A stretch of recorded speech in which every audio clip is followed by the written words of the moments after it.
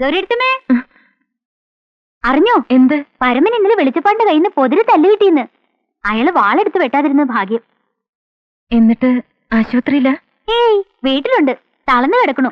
അസലായിട്ടുണ്ട്. ഇടയ്ക്ക് ഇങ്ങനെയും വേണം. ആ വെള്ളത്തിൽ എത്രയല്ല അയാൾ ഒടിച്ചിരിക്കണേ. ആ പോസ്റ്റ്മാൻ തന്നാ. നന്ദൻ എന്നും ഉണ്ട് ഒരു കെട്ട് കത്ത്. എനിക്ക് ആരും കത്തെഴുതാനില്ല. ഗൗരിയടുത്തമ്മേ, വേണുവിനോട് എനിക്കൊരു കത്തെഴുതാൻ പറയോ? പറയാം.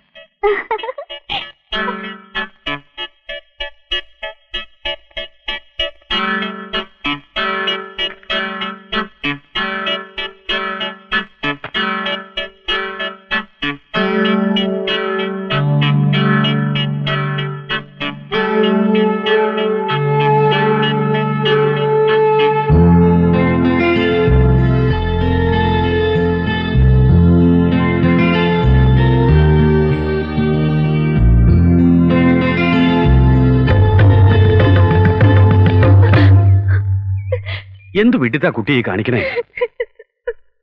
ഇങ്ങനെ നിരാശപ്പെടപ്പ എന്താ ഉണ്ടായി? എനിക്കറിയില്ല കുട്ടിമാമേ. വേണുവിന്റെ കത്ത് വന്നിട്ടുണ്ട്. അവൻ എന്താ എഴുതിയിരിക്കണേ? ഞാൻ വായിച്ചു നോക്കിയില്ല. എനിക്ക് പേടി അത് തുറക്കാൻ. നന്ദനെ കുറിച്ച് നീ എന്തൊക്കെയോ തെറ്റിദ്ധരിച്ചിരിക്കുക. ശുദ്ധ പാവാണവൻ. ഒരു അനിയത്തിപ്രാന്തൻ, അത്ര തന്നെ. വിഷമം വരുമ്പോ എന്തൊക്കെയോ പറയും. ചില നേരത്ത് നന്ദേട്ടന്റെ ഭാവം കണ്ട എനിക്ക് പേടിയാവാണ് കുട്ടിമാമേ. മോള് ധൈര്യമായിട്ടിരിക്കൂ. ഈശ്വരൻ നമ്മളെ കൈവിടില്ല. വെറുതെ അതും ഇതും ആലോചിച്ച് മനസ്സ് പുണ്ണാക്കാതെ സമാധാനമായിട്ടിരിക്കൂ.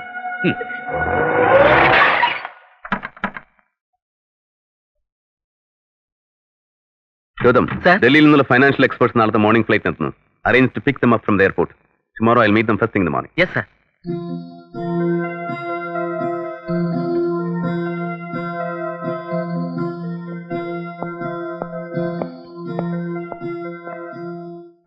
നന്ദേട്ടാ, വേണുവിന്റെ കത്തുണ്ട്. എന്താ വിശേഷം? ഞാൻ വായിച്ചില്ല. തുറക്കാൻ എനിക്ക് പേടിയാ. എന്തായാലും വായിക്കേ. വരാനുള്ളത് വഴി തങ്ങില്ല.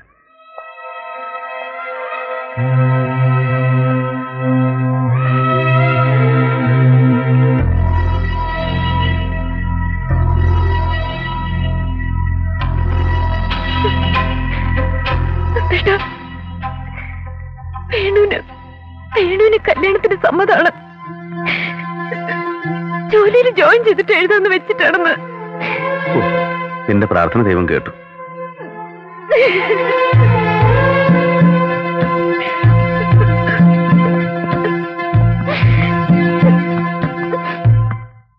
അപ്പോഴത്തെ വിഷമങ്ങൾ എന്തൊക്കെയോ പറഞ്ഞു എന്നല്ലാണ്ട് സ്നേഹലഞ്ഞിട്ടല്ല. നിനക്ക് വിഷമമെങ്കിൽ എന്നോട്. അരുത്. നന്ദേട്ടന്റെ ഭാര്യയാവാന്നുള്ളത് ഒരു ഭാഗ്യമായി കരുതുന്നവളാ ഞാൻ. ആ നന്ദേട്ടൻ ആരുടെ മുന്നിലും തലകുനിക്കുന്നത് താങ്ങാൻ എനിക്കാവില്ല. പക്ഷെ എന്റെ ഈ ജീവിതം അനിയൻ തന്ന ദാനായി പോയില്ല നന്ദേട്ട. അമ്മൂനെ നന്ദേട്ടൻ എത്ര വേണേലും സ്നേഹിച്ചോളും. എന്നെ വെറുക്കാൻ ഞാൻ മതി. നിന്നെ വെറുക്കാൻ എനിക്കാവില്ല ഗൗരി. അമ്മൂന്റെ കല്യാണം മുടങ്ങാൻ നീ കാരണമായി പോകുമെന്നായിരുന്നു എന്റെ ഭയം. കഴിഞ്ഞതൊക്കെ ഒരു ദുസ്വപ്നമാണെന്ന് കരുതി മറക്കുക. ഇനി അമ്മൂന്റെ കല്യാണം.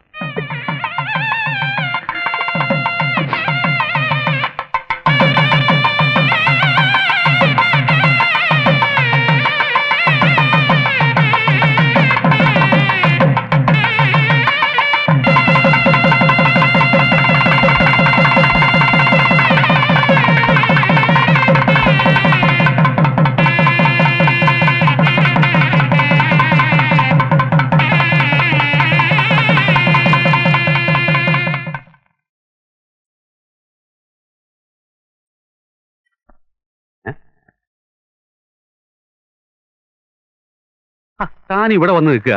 അവരിറങ്ങാൻ വേണ്ടി തന്നെയും കാത്തു നിൽക്കുക. എന്താ അത് കൊച്ചു കുട്ടികളെ പോലെ? എന്നെ പിരിഞ്ഞു നിന്നിട്ടില്ലേ അവള്? അവള് കടൽ കടന്ന് പോകുന്നില്ലല്ലോ. ഏറിയ ഒരു 3 മണിക്കൂറിന് ദൂരം അത്രല്ലേ ഉള്ളൂ. വരിക, അവര് യാത്ര അയക്കുക. വരിക. എനിക്ക് പേടിയാ വല്യമ്മ. എന്താ കുട്ടി ഇത്?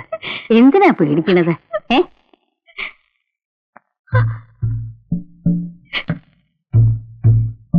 എന്നെ പറഞ്ഞേക്കാണ് നന്ദ. പോകാതെ പറ്റില്ല മോളെ. ഇനി നിന്റെ വീടതല്ലേ, അവിടെ നിന്റെ ഇഷ്ടത്തിന് നിൽക്കാൻ ആളുണ്ടായെന്ന് വരില്ല. കുട്ടികളൊക്കെ നിർത്തണം. വേണുവിന്റെ കാര്യങ്ങളൊക്കെ ഇനി നീ വേണം നോക്കാൻ. എന്നോട് വഴക്കുകൊണ്ടോ അവനോട് വഴക്കൂടരുത്. എന്നെ നന്ദാന്ന് വിളിക്കണ പോലെ അവനെ പേര് വിളിക്കരുത്. പറയുന്നൊക്കെ മനസ്സിലാവുന്നുണ്ടോ?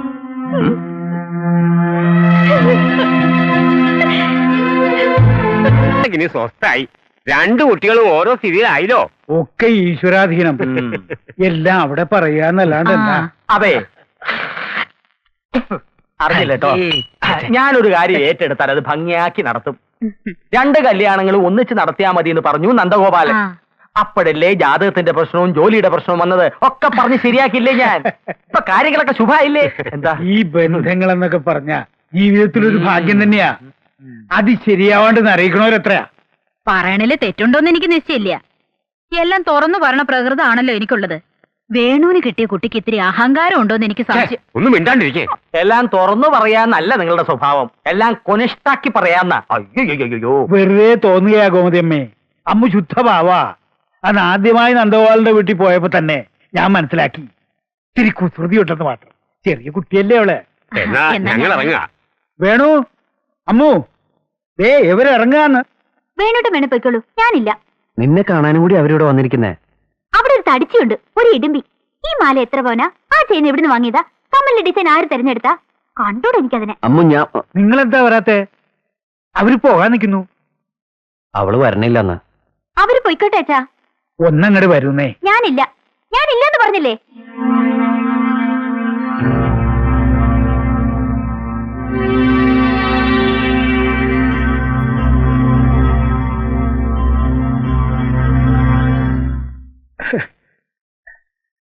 അമ്മുന് തലവേദനയാ, കിടക്കയാ, ക്ഷീണം ഉണ്ടാവും. അവൾ ഇവിടെ തന്നെ ഉണ്ടല്ലോ. ഇനിയും കാണാം. എന്നാ ഇറങ്ങല്ലേ? ഇറങ്ങ.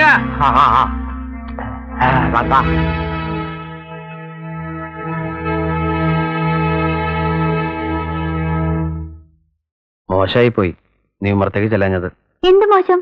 ആ ഇടുമ്പി എനിക്ക് ഇഷ്ടമില്ലാത്തോണ്ടല്ലേ. അച്ഛന് വല്ലാത്ത വിഷമായി. എന്തിന്? അച്ഛൻ വന്ന് വിളിച്ചിട്ട് നീ ചെല്ലാഞ്ഞതിന്. അനുസരണക്കേട് അച്ഛന് ഇഷ്ടമല്ല. അച്ഛനൊരു മാഷാണേ. അയ്യോ, ഞാൻ അതൊന്നും ഉദ്ദേശിച്ചില്ല. ഞാനും ഒരു മാഷാണ്. സോറി, അച്ഛനോടുള്ള അനുസരണക്കേട് കൊണ്ടൊന്നുമല്ല. ഞാൻ ഇപ്പൊ തന്നെ പോയി മാപ്പ് പറയാം.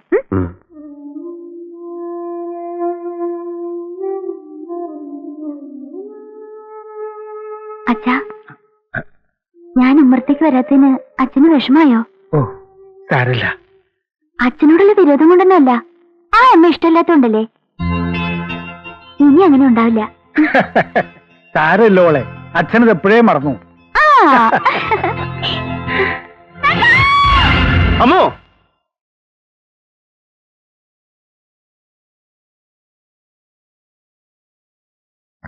എന്താ? എന്ത് പറ്റി നന്ദേട്ടാ? ഒന്നുമില്ല, ഒരു ചീത്ത സ്വപ്നം കണ്ടു. അതെ, സന്ധ്യക്ക് കിടന്നിങ്ങനെ ഉറങ്ങിയിട്ടല്ലേ. വരൂ, താഴേക്ക് പോം. ഈ വീട് വിട്ട് പുറത്തിറങ്ങിയിട്ടില്ല അവള്. അവിടെ എങ്ങനെ ഉണ്ടാവോ? നന്ദേട്ടൻ ഇങ്ങനെ പരിഭ്രമിച്ചാലോ? ഒന്നിനെക്കോണം പോകുന്ന കുട്ടിയല്ലേ അവള്. ഇപ്പോഴും കൊച്ചുകുട്ടിയെന്ന വിചാരം. ഇപ്പോഴും കൊച്ചുകുട്ടി തന്നെ അവള്. ഇതുവരെ തലയിലും താഴത്തും വെക്കാതെ നോക്കാൻ ഞാനുണ്ടായിരുന്നു. എന്താ നന്ദേട്ടാ ഇത്? അവിടെ അവളെ നോക്കാൻ വേണൂല്ലേ? അച്ഛനില്ലേ? ആ, എല്ലാരും ഉണ്ട്. ഗൗരിയുടെയും വേണുവിന്റെ അമ്മയെ ഞാൻ കല്യാണം കഴിച്ചോണ്ട് വരുമ്പോഴും ഇതെന്നായിരുന്നു സ്ഥിതി. പെണ്ണുങ്ങൾ ആരും ഇല്ല വീട്ടിലെ. അച്ഛനും അച്ഛന്റെ ഏട്ടനും മാത്രം. അവിടെ നേരെ മറിച്ചാ. എല്ലാരും പെണ്ണുങ്ങളാ. നന്ദ മാത്രമേ ആണായിട്ടുള്ളൂ. അതെന്താ? കുട്ടിയമ്മയുടെയും പരമന്റെയും കാര്യ ഞാൻ പറയണേ. കുട്ടിയമ്മ കഥകളിയില് പെൺവേഷം കെട്ടിയിരുന്ന ആളാ. പരമനില്ലേ, വെള്ളച്ചിന്റെ ഭർത്താവ്, അയാൾക്ക് ഭഗവതിന്റെ വേഷം കെട്ടില്ല പണി. അങ്ങനെ രണ്ടുപേരും പെണ്ണുങ്ങളാ. ഇതേ കൊണ്ട് മുകളിലോട്ടിയല്ലേ. പുതുമണവാട്ടിയെ അറയിലാക്കാൻ ഇവിടെ അമ്മായിയോ ചെറിയമ്മയോ ആരുമില്ല. ഇനി ഇവിടുത്തെ എല്ലാ കാര്യങ്ങളും നീയാണ് നോക്കേണ്ടത്. ഗൃഹലക്ഷ്മി എന്ന് കേട്ടിട്ടില്ലേ? അതൊരു മാസികയുടെ പേരില്ലേച്ചാ? എന്നെ കൊണ്ട് ആവും പോലെയൊക്കെ മണിയറെ അലങ്കരിച്ചിട്ടുണ്ട്.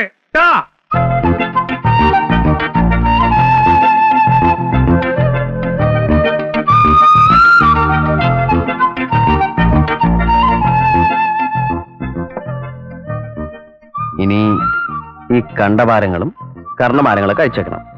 പിന്നെ ഒരു സിമ്പിൾ ചെയിൻ, കാതിലൊരു ചെറിയ കമ്മല്. ഒറ്റ കാതിലോ? ഈ ടിവിയിൽ കാണുന്ന പാട്ടുകാരെ പോലെ? അതല്ല, 2 കാതിലും ഓരോ ചെറിയ കമ്മല്, 2 വള, അത്ര മതി. ഈ ഭാരങ്ങളൊന്നും ഇല്ലാതെ തന്നെ എന്റെ അമ്മ വളരെ സുന്ദരിയാ. അതൊക്കെ പോട്ടെ, വീടൊക്കെ കണ്ടോ? വീടൊക്കെ ഞാൻ കണ്ടു. ചെറിയ വീടാ. ചെറിയ കുടുംബം സന്തുഷ്ട കുടുംബമെന്നാ. അത് രാഷ്ട്രീയക്കാരുടെ മുദ്രാവാക്യെന്നാ വെള്ളച്ചി പറയണേ.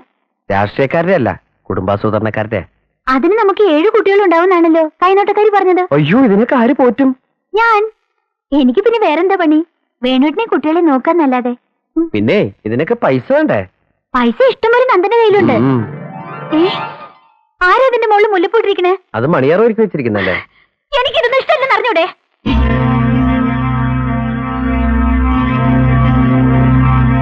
കല്യാണ നേരത്തെ ഒരു ഇത്തിരി സമയത്തേക്ക് ഞാൻ എങ്ങനെ ഈ മുല്ലപ്പൂന്റെ നാറ്റ് സഹിച്ചെന്ന് എനിക്കേ അറിയൂ. ഞാനിത് ആദ്യമായിട്ട് കേൾക്ക. മുല്ലപ്പൂര് നാറ്റോ? അതെ, നാറ്റം തന്നെ. എനിക്ക് തലവേദന എടുക്കും. ഒന്ന് പതുക്കെ പറയും. അച്ഛൻ മെനക്കെട്ട് അലങ്കരിച്ച. മെനക്കെട്ട് അലങ്കരിച്ചിരിക്കണോ? നിങ്ങളുടെ അച്ഛന് വേറെ ജോലിയൊന്നുമില്ലേ?